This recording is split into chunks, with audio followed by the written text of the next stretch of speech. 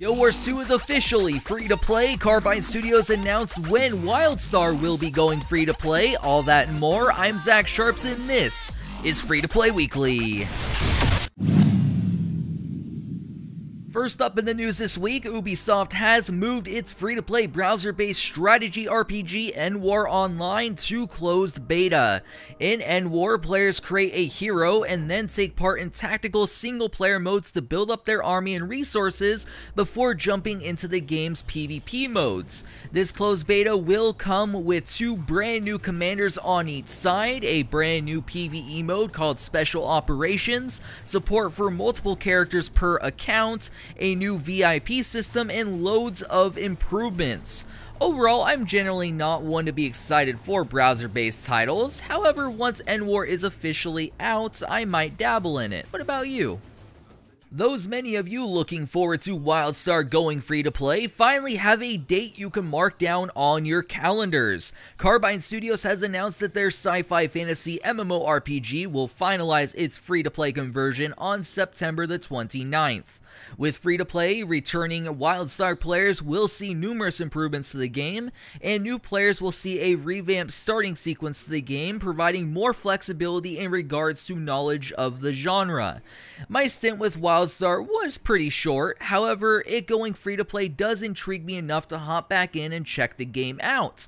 That being said, September 29th is pretty late in the month, and close by to SWTOR's new expansion launching, as well as Guild Wars 2 Heart of Thorns releasing. Whether or not that will be bad for Wildstar, we'll have to wait to find out. Still playing My.com's free-to-play sci-fi fantasy MMORPG Skyforge? Luckily for you, the endgame is getting some more group content soon in the way of hostile territories. These areas, accessible through portals, hold vast amounts of power and increasingly difficult challenges for groups of up to 5 players. Upon successfully defeating the opponents inside, the group will be presented with the option to cash out and receive the current rewards, or continue earning them even higher rewards. Overall, it's always great to see more content thrown into an MMO. It's not enough to get me back into the game, but I'm sure current players of Skyforge will have a good bit of fun with this update. So do you guys remember that ARPG style free-to-play title Devilian? The one that's being shut down overseas and is being published here in the West by Trion Worlds?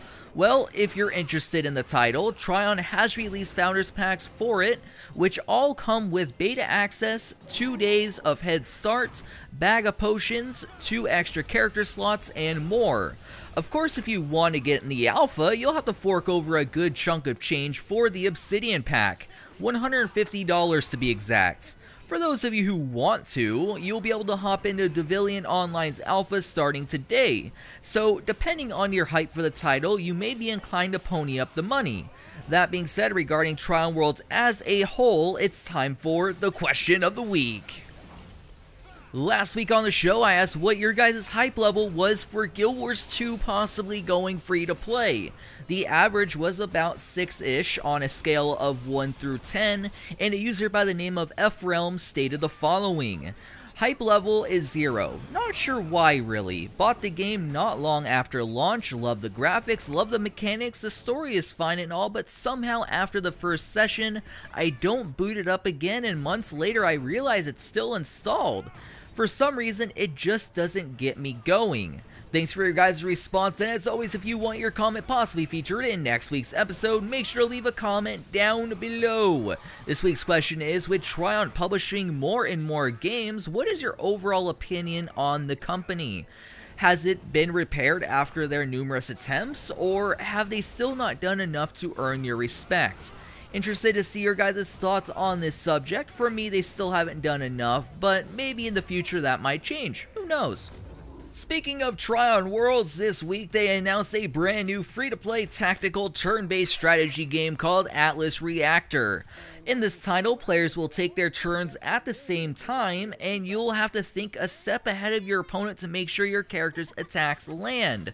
Game modes for the title are still being discussed, but expect to see a variety of 1v1 to 5v5 gameplay with the ability to play solo against bots or even join a team of bots to take on 5 real-world opponents. Each 30-second turn will more than likely be filled with very creative uses of the environment in regards to attacking, dodging, and counter-attacking. Trion expects each match to last 10 through 20 minutes, and the alpha is expected to begin in 2016. Quite an interesting title, but not really sure how I feel about it just yet. What do you guys think? Last up in the news this week, confirmed after about a few hours of last week's free-to-play weekly, Guild Wars 2 is officially free to play. Those of you who want to hop right into the game right now can definitely do so. However, there are some limitations on those free accounts. Those limitations are you start with fewer character and bag slots, cannot use wide map chats, can only start a new whisper conversation every 30 seconds, can't mail random stuff to other players, can't buy gems with gold, have level restrictions on where you can go in the world, and can only join World vs. World at level 60. Overall, I labeled this as a brilliant marketing move in order to sell more copies of their upcoming expansion Heart of Thorns, and if you haven't checked out Guild Wars 2 just yet, now is certainly the time to do so.